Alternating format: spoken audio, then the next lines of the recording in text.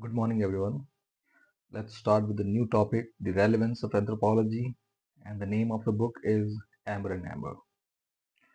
So, anthropology is comparatively young discipline, very young when we compare to other disciplines of natural and social sciences such as physics, chemistry, biology.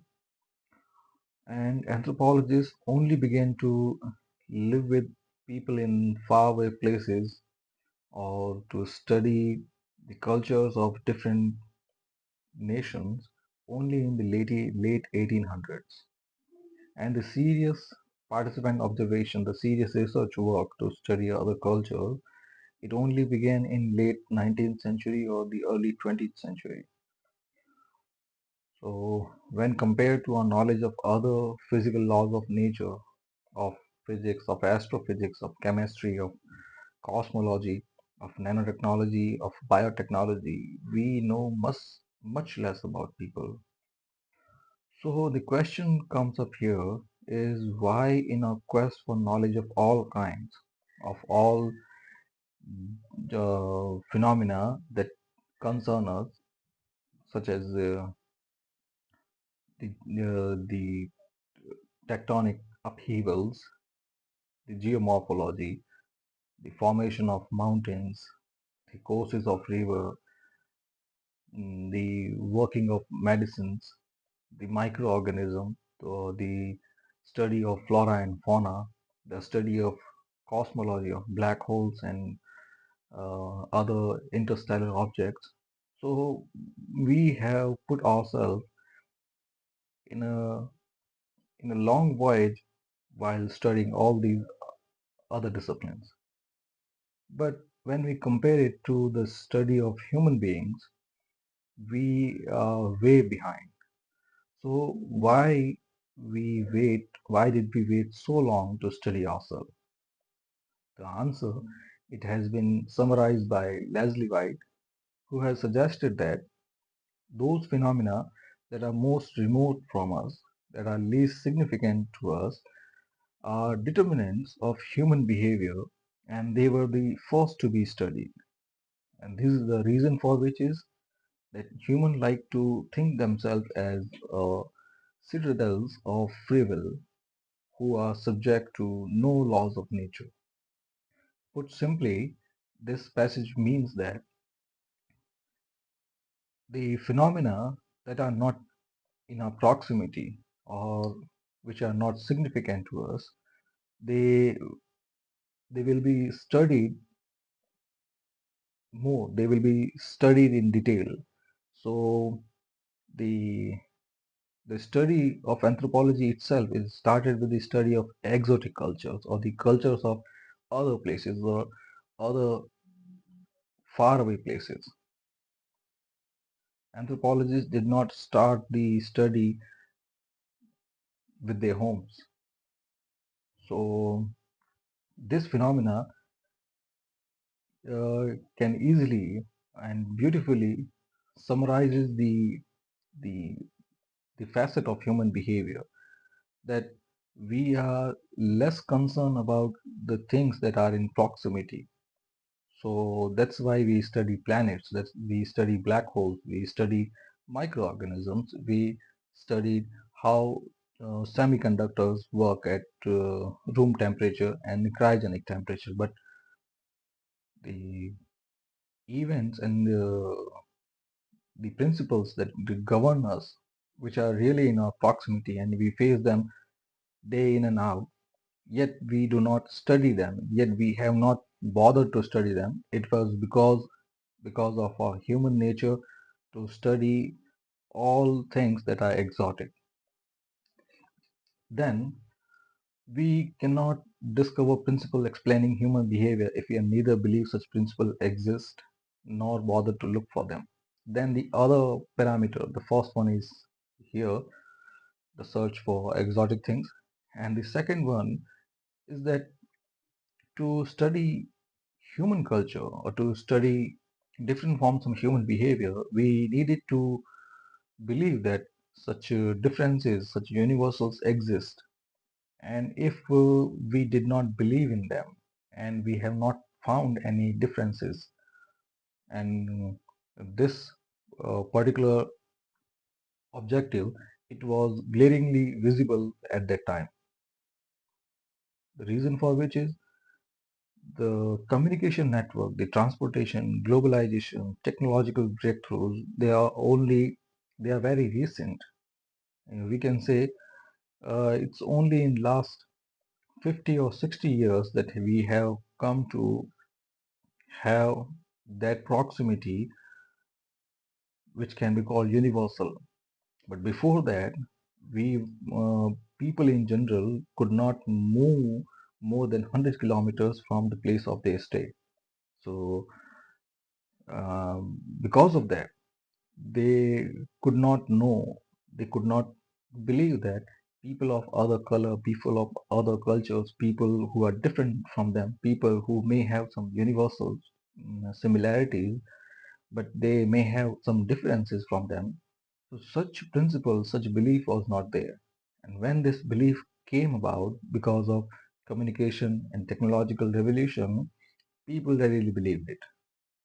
So then, if we aim to understand humans, it is essential that we study human in all time and places, both ancient and modern one. This one is third principle, because when we started the quest, when we knew that yes, different cultures, different people exist, then the first question, which may be the dilemma concerning the egg and chicken,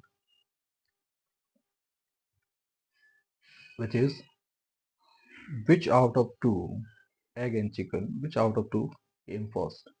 In the same way, when we started studying modern human, the first question that came to our mind is how human came to live on Earth, how they first came on Earth, how they evolved, and such question led us to start a discipline which is comprehensive one. And we started ourselves from the past. We started studying our ancestors, the ancient humans. And the caveat here is that if we just study our own society, we may come up only with explanations that are culture bound and not general and applicable to most humans. Then, in addition, anthropology is relevant because it helps us avoid misunderstanding between people, which is very much necessary. If you don't know that there are different cultures, and if you don't if you're not bothered about the upkeep, there is no need to study anthropology or any other discipline. But if you are really caring about other cultures and other people, and this becomes all the more necessary in the globalized world that you respect the cultural boundaries, then you need to avoid misunderstandings. You need to respect culture in the way they need to be respected. And it is also the reason that if you understand the other cultures, you will have less reasons to condemn them. So example is given here that Kum tribe of Kalahari Desert.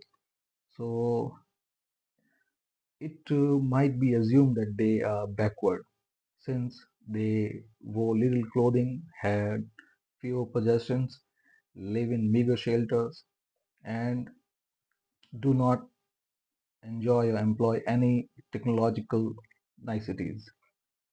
But if any person from modern advanced world, if we if he or she is sent to live among the Kum or the physical environment in which they live, people would find that the arid land in which Kum lives, it makes agricultural and animal husbandry, both of them, impossible.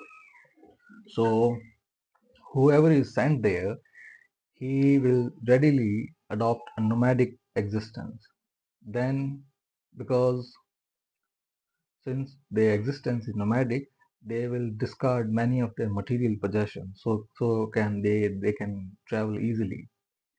Then, because of extreme heat and lack of water, they may find it practical to be almost naked and wear clothes. Then it will be also impossible to build elaborate homes, because if the existence is nomadic, if they want to travel from one place to another, it is futile or unnecessary to build any home. Then, for social security, they might start to share the food brought up into the group. So ultimately, whoever is sent there, he might end up looking and acting more like Kung than typical citizen of an advanced country. Then the physical differences, they too may be seen as a result of adaptation to the environment, which is another factor of relevance for anthropology, that physical differences, they are product of environment. So right now, in the modern civilized nations of tropic and subtropics, we have come to admire tall and slim people because they look attractive, they are uh, good to be influenced people. But if you are in if you are someone who lives above Arctic Circle is the area of northern pole, which is which stay consistently under cryogenic or cold condition. So if you are born there, if someone is born there, then they might wish that they could trade their tall and slim body for short, compact one, because stocky physics conserve body heat more effectively. So here another principle of anthropology and the need to study anthropology comes into picture, which is that since we are product of nature and we are determined and we are governed by the laws of nature, because of that, the northern province or the northern pole, this is an area which is in extreme condition. Extreme in the sense that it is a cold region. And here, if you want to survive, you need to have stocky physique, or even a fat and obese physique. The reason for which is that stocky or fat bodies, they conserve more heat, and such bodies, they are adaptive to cold climates. So here, in the case of Arctic Circle, people who live there, anthropology comes into relevance since it can thwart, it can dispel misconception associated with uh, stocky builds, which means short and fat bodies. So you might look down upon them as not attractive, not fit enough for modern civilized nations of tropics and subtropics. But such people, they are in demand and they are more adapted to live among the Arctic Circle than the tall ones. Then exposure to anthropology, the another relevance, point number 6, is to alleviate misunderstanding that arise between people of different culture groups. And an example is given here about eye contact. So, some people, especially North Americans, most Europeans, Arab, they expect to maintain eye contact during conversation. But in Japanese and many Asian culture, gaze is averted, especially while interacting with superior or older person. So this thing, it may create suspicion or it may create misconception in cross cultural situation. But the study of anthropology, it may help in diffusing such tension or normalizing such behavior, that too with respecting cultural boundaries. Then the another point is, as the world is becoming interconnected or globalized, it is necessary to respect cultural and physical differences. And it may happen that in order to be globalized, in order to interconnect, for whatever reason, even if I take example of myself as teaching in such a cross-cultural situation, then I need to respect the cultural boundary. I need to learn the basic fundamentals of the culture of the students of any culture I'm teaching. So, in the same way, in globalized world, if you are someone from a multinational corporation, or you are some diplomat who is about to interact with people of other culture, or simply you are just a tourist who is keen about learning different culture, or you may be a writer who wants to write travelogue, then while interacting with people of other culture, you need to promote behavior that that is in best interest of all the people involved, the writer and the people who is writing about. Then, at the global level, we have to deal with many types of violent conflict, degradation of environment, the growing inequality between rich and poor countries, and other threats of health, such as pandemics. So, anthropology is readily come into picture because it is the it is the platform which respect cultural and biological differences. And this education is undoubtedly useful. And anthropology also teaches us that one solution it does not necessarily fit all. What is good for some may not be good for others. So if you take the typical example of North American living in subtropical climate, he may be a tall, you can say he may be 6'2" or 6'3", but a same person, an Inuit or Eskimo from Northern Pole, he may be only 5'2". So here, first, you need to respect the biological differences because they are governed by the laws of nature. So, in short, you need to obey the laws of nature and respect them. And while respecting biological differences, the product for them, especially in newer forms of merchandise globalization, any clothing or any particular gear that is built for Northern American will not be suitable for Eskimos.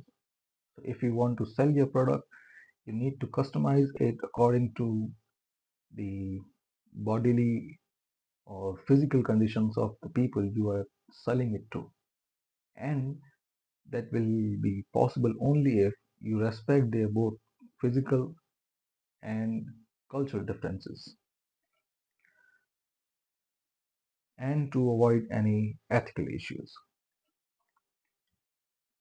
Another point is, knowledge of our past may bring forth a feeling of humility and a sense of accomplishment. This feeling of humility is necessary. It is because while we may have a conscious brain which talks about the dilemma between who came first, chicken or egg, but all in all, we have to respect it that we all of us are the children of nature and we are governed by it. So the taller people of North America, taller people of subtropics, they are not tall because they have made it so. They are tall because nature favored it. In the same way, if Eskimos are short and stocky, it is because they are adapted to that particular climate and that is necessary. So it is also another point of natural selection. And in the same way, if you talk about the derogatory racism, the people of tropical countries, especially who live near tropics, because of the melanin production, their skin complexion it is dark. So the darker complexion it is favored by nature, and to abuse it or to speak ill of it, you are going against nature. So when you study anthropology, a feeling of humility automatically comes. It comes because you get to realize that you are a product of nature. You who see yourself as invincible and powerful, but when you study anthropology in depth, when the principles and dynamics of anthropology comes before your surface, comes before your eyes, you get this feeling of humility because right now the truth is clear, clearly open before yourself, which is nature is the governor. Nature governs everything, and you are one such product of nature. And my point has been summarized here beautifully that the much of the trouble we get into may be a result of feeling of self-importance and invulnerability. In short, we lack humility. And when we know something about our evolutionary past, it may help us to understand and accept our place in the biological world. That we are no different from the ant, the microorganism, uh, from this simple cricket to other reptiles. All of us are similar. It's just that we are another form of the same life. We are another projection of the same tree of life. So when we study it, we come to accept our place. And just as for any other forms of life, there is no guarantee that any particular human population or even the entire human species will perpetuate itself indefinitely. So we have seen five mass extinctions, and most of the extinction, each of them individually, they have killed somewhere around 90 to 99% of population that existed during each course of particular extinction. In short, each extinction it killed off 90 to 99% of species. So, and we are also talking about the sixth extinction, the Holocene extinction or the Anthropocene extinction. And this name itself has been given to the activities of human, the unstoppable greed of human that is changing the climate. So the sixth extinction is on way, and the past extinction as well. It becomes clear that existence of any form right now, it is no guarantee that we will continue indefinitely. The earth keeps changing, the environment keeps changing, it has changed, and with it, species have changed.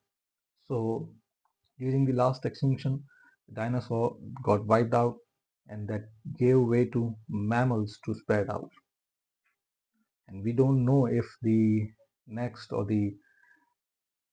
to that, the upcoming extinction event, might wipe out all the species of mammals, including ourselves. So we need to keep these natural laws in mind, and when we know them, it brings humility. And the last paragraph.